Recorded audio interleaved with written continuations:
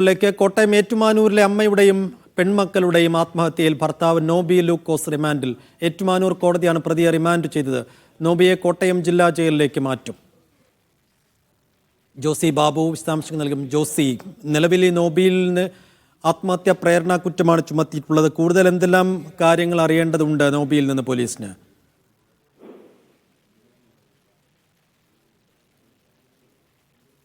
Saifuddin, Ettumanoor magistrate കോടതിയാണ് Noby വർഗീസിനെ remand ചെയ്തത്. ഇന്നലെയാണ് നോബി വർഗീസിനെ ഷൈനിയുടെയും മക്കളുടെയും മരണവുമായി ബന്ധപ്പെട്ടുകൊണ്ട് അറസ്റ്റ് ചെയ്തത്.